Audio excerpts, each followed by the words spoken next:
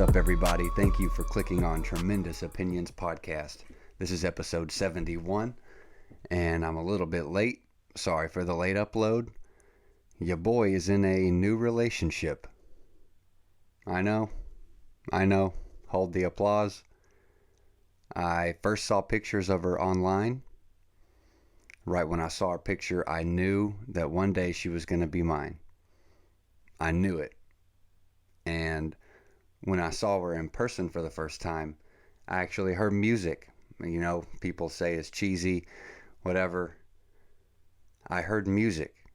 There was a movie I saw when I was a kid called Snow Day. It's an awful movie, but it has a hot chick in there. The dude sees the hot chick and he hears, "There she goes." That's the song I heard. Turned the corner. I saw her. There she goes. Turned the corner and I heard, "Hello, is it me you're looking for?" Turned the corner and I heard, "Looking at my rolling girl, I see it's almost time."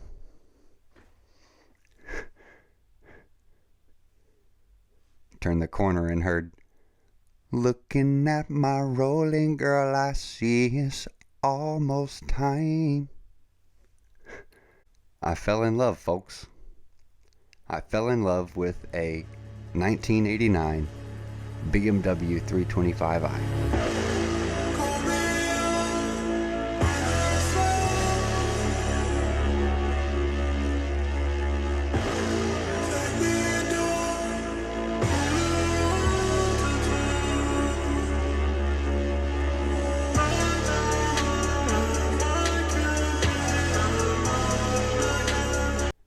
I don't know what happened. I'm not a car person like that. I like nice cars. I like cool cars. But I don't spend my time looking for them. But since I saw this one in particular car, I haven't stopped thinking about it. It's consumed my day. It's consumed my YouTube searches. I don't know what happened. Lightning hit me. I wasn't looking for a car. I don't need a car. I have a cool car.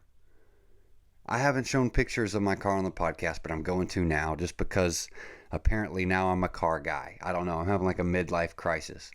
I affectionately refer to my car as the Purple Hog. The Purple Hog is a soldier. It's been with me everywhere. We've made it through like 18 battles, me and old Purple Hog. I took her to Oklahoma like 2 or 3 times, Georgia countless times. I drove her to Pittsburgh. I drove her to New Orleans. I drove her everywhere. And I'm in love with my car. So it's like I'm cheating. I'm having lustful thoughts about another automobile. I just can't live without this other car. So I'm going to probably sell a big pile of sports cards, and I'm gonna just have both and just, I don't know, roll around in a pile of it, dude. I'll just be out there doing snow angels in the side yard, just looking at my 2 little cars, dude. I don't know. That's the point I'm at. I've been driven crazy about buying a 33-year-old Beamski, and I feel awful having these lustful thoughts about another automobile, cheating on my Purple Hog. No one wants to hear about my first world problems. It's consumed my life for 2 weeks. I can't think of anything else, can't do anything else. Watching these stupid BMW videos. I'm an idiot. You could open a hood and point to that. I guarantee you I can never tell you what that is. I could read every book, watch every video. I have no idea what that is. I don't know. I just know that I like the thing. It looks cool. I would feel very nice in the thing. And I'm having lustful thoughts on my Purple Hog. End of story. No one wants to hear about my first world problems. It's been consuming my life for 2 weeks. Like I said, I can't watch anything else on YouTube, just stupid BMW videos, and I have no idea what they're talking about. I just got bit by some bug the past couple weeks, and whatever, dude. It's consumed my life. onward. Update, update, update. My fantasy football woes have come to an end. Not because I turned the fantasy around, but because the fantasy season has concluded. Final standings. In my personal league, the Kilby League, I finished 7th of 8. 7th of 8. And congratulations to my cousin Cameron, Winston-Salem Wonder, for being the 22-23 Kilby Family League Fantasy Champion.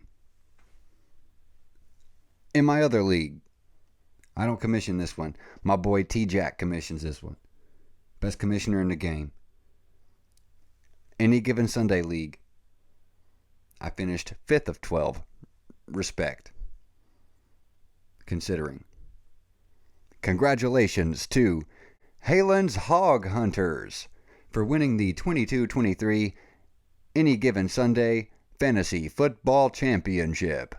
During the live draft, we were all fired up giving our buddy Halen crap because he was the first one to pick a quarterback, first one to pick a defense, first one to pick a kicker, and they were all just torturing the guy for like 30 minutes on a FaceTime, and he goes to win the thing. So, attaboy, Halen's Hog Hunters. I'll see you next year, baby. Next year, I got to turn this around. The worst sports prediction of all time belongs to your boy. We've already talked about this, but a couple months back, I said Derek Carr is going to be the MVP of the NFL this season. He doesn't even start anymore. I don't even think he's going to have a job next season. Ugh. Derek Carr for MVP. Teddy Nasty Bridgewater did better than Derek Carr this season. MVP. Speaking of MVP, our boy Brady's out there in Australia dunking on folks and screaming at them. Flying through his chest, letting his body do the work. It's pretty manic. Looking like Rasheed Wallace in the flesh, baby. I know it's really early, but Duke needs some defense, and that wasn't it. I dare you to be able to spell Shufsky and Wojciechowski. They're awesome tonight, baby, with a capital A. Yes, the mighty blue, the heels are on fire. If you've been watching the podcast the last few episodes, you have seen me try and fail miserably to pull a Brady Manic basketball card. It's been ever so elusive, and our friends that watch the podcast have noticed that and decided to help me out. So I'm about to turn the camera around and show you what we got. All right. These have been so elusive. Our friends are helping us out. Look at that, huh? Beautiful. Little NBL action. Shiny. You hear that, Hank? Oh. Nice. That's what we've been missing, baby. Okay.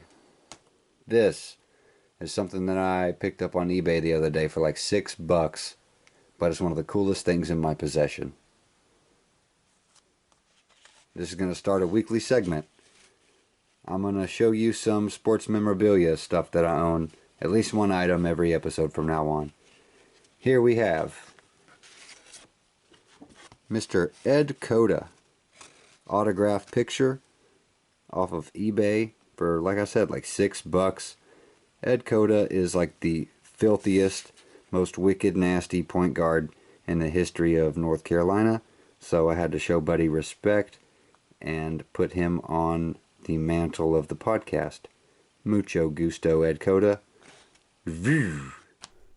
Segueing on to stuff about UNC. I went to the UNC Wake Forest game last night.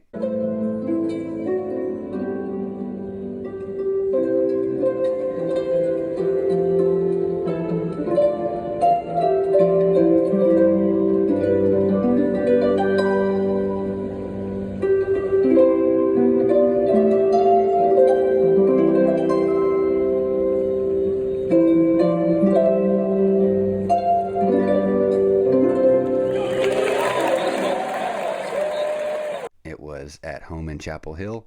I still have a deep, deep rooted disdain, I'll even say hatred for Wake Forest. That initially started last year with their fan base just putrid, despicable. Anywho, we beat them at home. It was a great time, and I sat up there in the nosebleeds, and some boys sat next to me, and I started chatting with them, and just by their reaction, I could tell that it was their first time in the Dean Dome, and I asked them, and they said, yeah, it's our first time. I said, where are you from? They were from just west of Toronto, Canada. These boys had like some family in Michigan or in South Carolina somewhere. The kid was a big UNC fan, so they made the trip from freaking Toronto to the Dean Dome and sat by DJ Witwicky, baby. I was just giving them an ear beating all night. So you know who that is?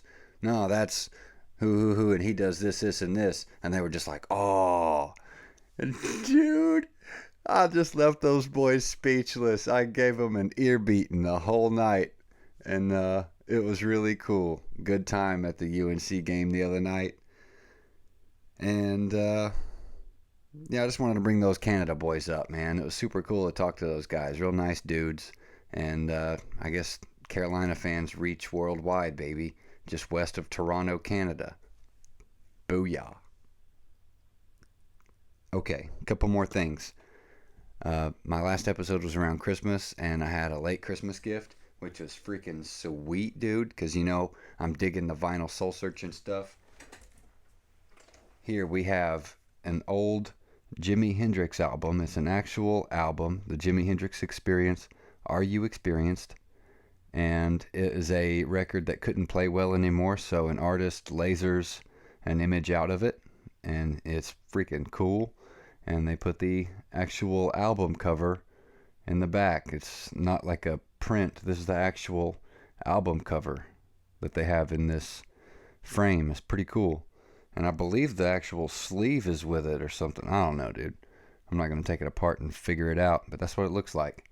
So, really cool Christmas gift from Corey, my brother, Escaleto, and his wife, Key. So, thank you guys for that. It's really cool. Jimi Hendrix, little vinyl soul searching. And last thing, I just got a tidal wave of nerves because I hate performing for anybody, but I promised whoever watches this that I would get better at this keyboard behind me, and I've spent like the past week, when I wasn't sweating about that BMW, I have been trying to improve my skill set on the keys. So as the outro for this episode, no Halo highlight, no ear beating. I'm going to play a couple little tunes, and we're going to get out of here.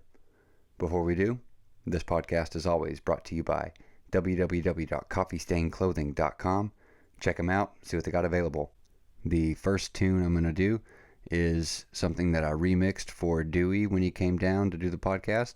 I made a club jam for Dewey, and I made it out of the melody from Pyramids by Frank Ocean, and here's that little jam here.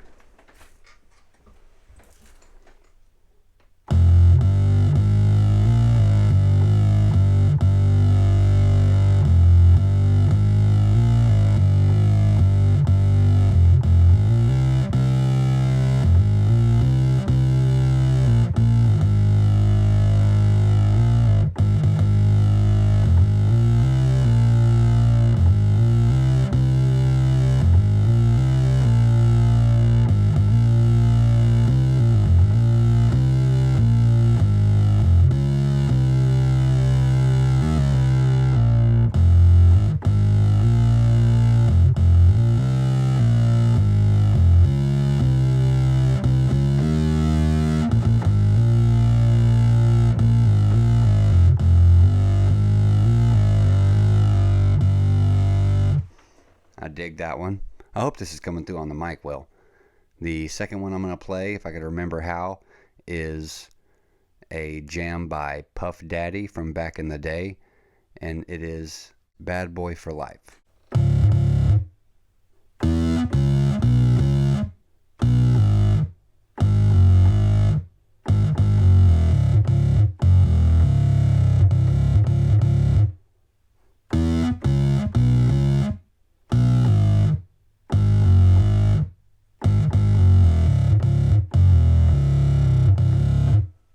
I like that bass so much, dude. That freaking rides.